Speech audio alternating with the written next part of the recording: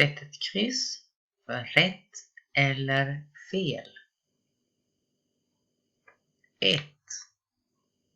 De bygger ett sandslott. 2. Det finns 5 fåglar. 3. Det finns 2 båtar. 4. Det finns 4 snäckor. 5.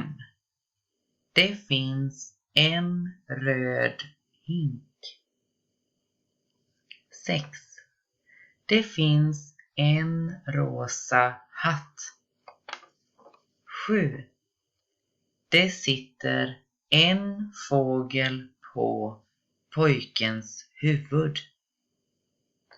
8. Det regnar.